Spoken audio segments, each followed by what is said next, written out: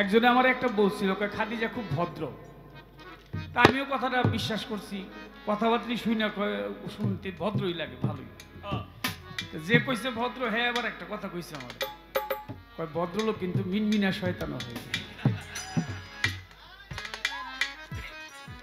ভদ্র ঠিক আছে, কিন্তু একটু মিনমিনা মনে হইতেছে না।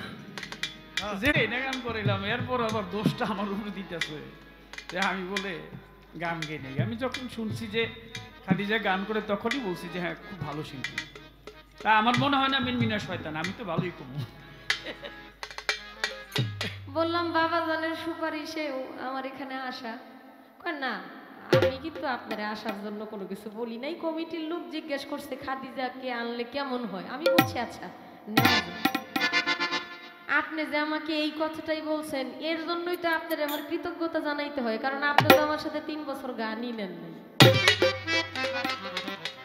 আজ থেকে 3-4 বছর আগে যদি কেউ বলতো খাদিজা ভান্ডারীর সাথে আপনি গান গাইবেন, কয় না এটা কেডা, এটা তো চিনি না। 3-4 বছর পরে হইলো আপনি যে বলছেন আচ্ছা খাদিজারে নেন, সমস্যা নাই, আপনি যে সম্মতি দিছেন এর জন্যই তো আপনার প্রতি আমার ভালোবাসা আরো বেশি। 3 বছর নাকি আমি তার সাথে গান করি নাই। আমার বাড়িতে এনে আমি গান করাইলাম। হ্যাঁ না, আমার বাড়িতে আমার মায়ের বেলায় 80 বছর। এখন কয় আমি বলে গান গাই।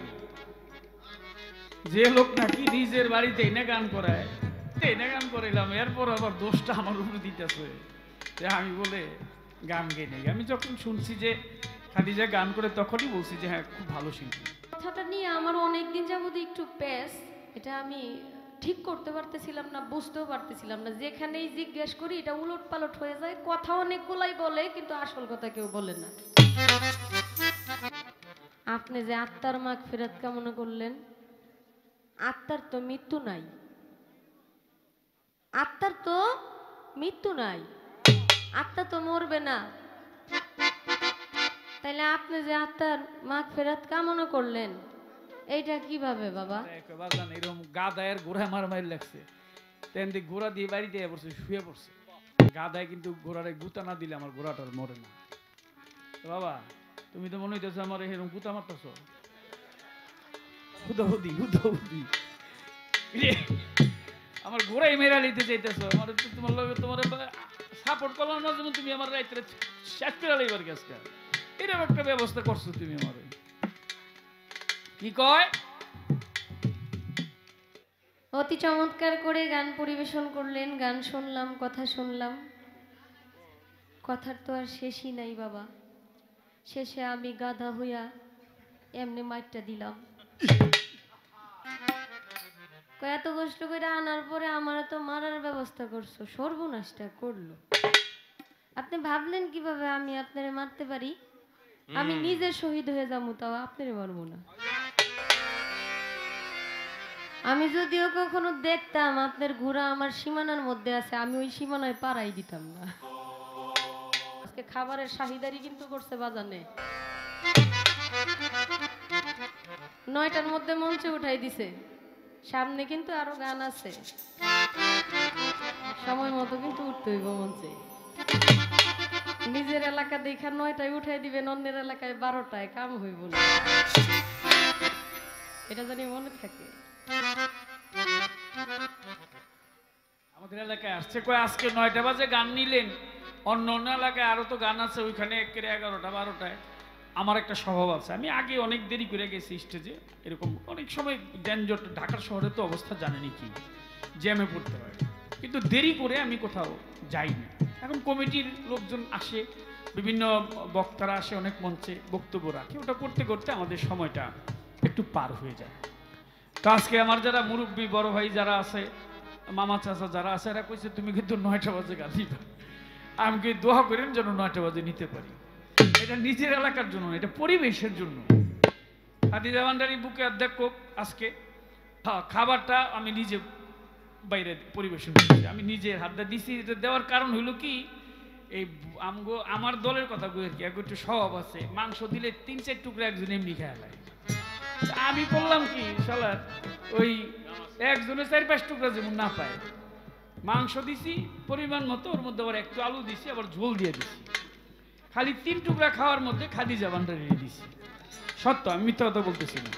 আর সবার আমি 1 টুকরা 2 টুকরা করে দিছি, কারণ ওইটা হলো একটু রহমত আর কি, যে সবাই যেন পায়। অনেক সময় পায় না আর কি, নারী পর অনেক সময় একজনে 3 টুকরা খাইলে আরেকজনে পায় না, এর জন্য আমি নিজে এটা বন্টন করছি। তো এইটাও কম লাগে। অত্যন্ত চমৎকার করে প্রথম মঞ্চ শেষ হলো। আসর বন্ধনার পর খুব সুন্দর করে দয়ালকে স্মরণ করে একটি দয়ালি শান রাখলেন বাবাজি কাজল দেওয়ান সাহেব। খুব ভালো লাগলো। আমাদের বাবাজানের দরবার থেকে 2 জন শিল্পীকে 2টি ধারা দেওয়া হয়েছে, এলমে নবুয়ত এবং এলমে বেলায়েত। নবুয়তের বিষয়বস্তু নিয়ে কথা বলবেন, গান করবেন।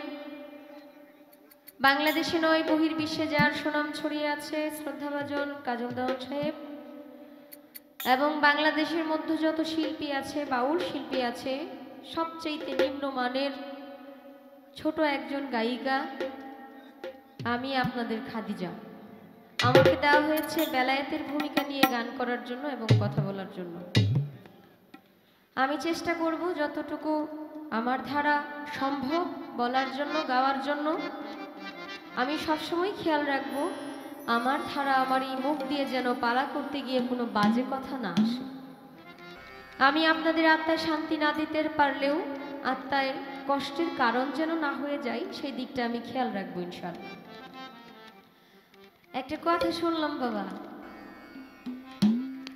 কথাটা হইল আপনাদের কাছ থেকে আগে অনুমতি নিয়ে নেই, কারণ যার এলাকাতে আসছি গান তো তার সাথেই। আমি কি কথাবার্তা যা বলবো শুরু থেকে শেষ পর্যন্ত, এটা কি ভয়ে বলবো না নির্ভয়ে বলবো? আচ্ছা, আলহামদুলিল্লাহ, আলাদা একটা সাহস হইল আর কি। আপনারা আমার সাথে থাকলে আমার আলাদা একটা শক্তি আছে না, শক্তিটাকে অর্জন করে নিলাম। বললাম বাবাজানের সুপারিশেও আমার এখানে আসা।